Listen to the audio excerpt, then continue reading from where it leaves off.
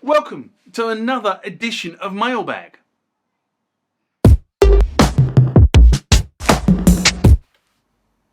Now, Mailbag is a feature of the channel where I discuss questions and comments that you guys leave on my channel.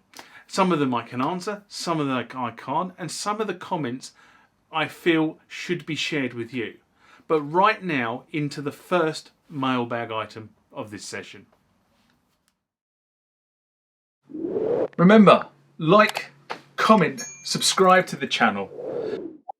Go over to Instagram and follow me there. Go over to Facebook, follow me there. That's where the normal notices are. And consider becoming a Patreon.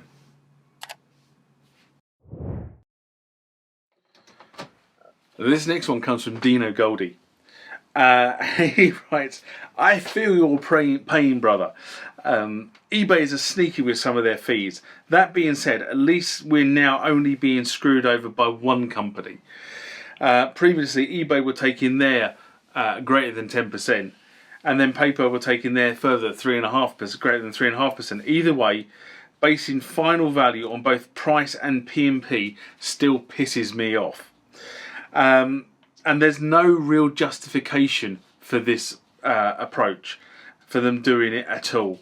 Discovering that postage costs are capped for certain items is a real pain. And I couldn't agree more with you. I previously was working on, I should say this is in response to an SMR I did back in April 2021, 18th of April 2021, which was, do you really understand what eBay is actually charging you? Because I obviously didn't. And I was previously working on 10%, so when the actual numbers came through, and it was a little bit of a shock, especially on the library items, that I kind of sell more or less at cost, so I don't actually make any money on that. And then to find that eBay were taking a fair old slug of it, meant I actually was, for a period of time I think, sending discs out to you guys who had ordered library replacement discs, and actually at cost to me. Hardly good business, is it? You know, I'm looking at this and I can understand why eBay have done this, because my ex-partner, she who should die somewhere in a very hot area, used to order dresses from the Far East, and the charge would for the actual item would typically be about £35 or so, and then there would be about £100 P&P stuck on top of it. So the profit margin was built into P&P, and I know it doesn't cost £100 to get a box from here to the Far East, because I've done it as part of the disc replacement service. It's roughly around about somewhere between £20 and £28, depending on the size of the box, to get a box from here, tracked and signed, out to Australia or Indonesia. I've had sold to the Philippines, Indonesia, Singapore, not to India, Australia, New Zealand, and it's kind of in that region. So I know roughly how much it costs. So let's say £70 of that £100 P&P is a profit margin. But this was a classic example of abuse of the system that led to this total fee situation. So now what you have to do is you have to build into the fee, eBay's fees into the P&P. So when you guys look at what I'm charging you, remember that circa 12% of that on P&P is eBay's charges, not mine.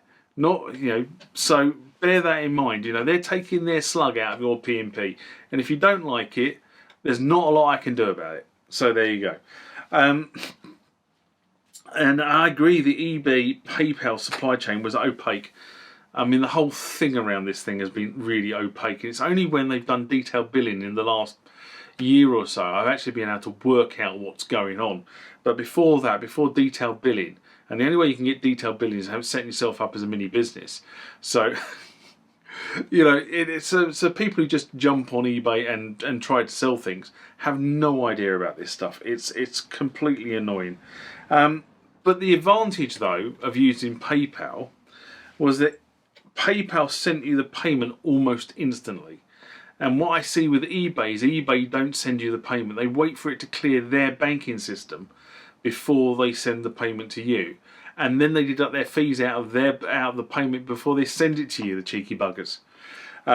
So it sometimes can take 5 days from the point that you get notified that the item has been bought and paid for to the point where I actually get the money for the item.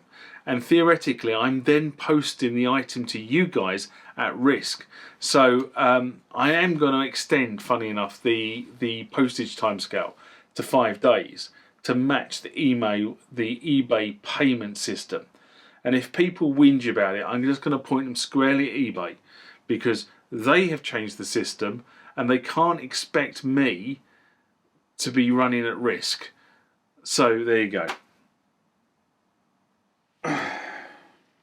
Next one comes from Alex Darson, and he writes in response to, will we ever see the RD9, a SMR I did in April 2021? You asked the question a week too soon. Behringer announced yesterday the RD9 is shipping. Yeah, I know they did. But I kind of this answer I think is kind of superseded now. But or I put it to you: did my video shame Behringer into making that shipping announcement?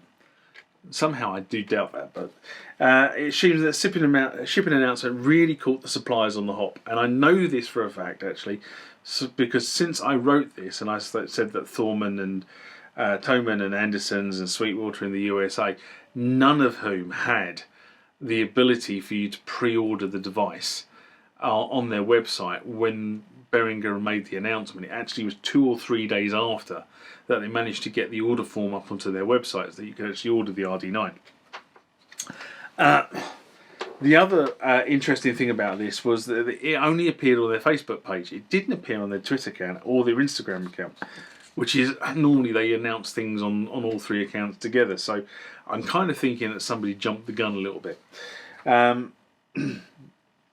So I'm quite surprised, number one, how it was announced, and number two, that Behringer didn't go massive on this, because you would think with something like the RD9, a product that's been expected to market for some time now, that there would have been a massive splash, and really this was a bit of a whimper into the market space. You know, normally there's lots of sort of YouTube videos of people doing stuff and ramping up the customer experience to then get to the point of saying, now the unit is available, go order.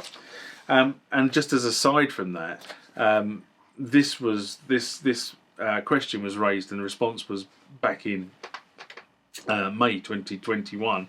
It is now October 2021 when I'm recording this particular video, and I've just received my shipping confirmation from Behringer stating that my RD9 unit is being shipped via sea to the UK distribution point. So I expect to see that sometime around late November.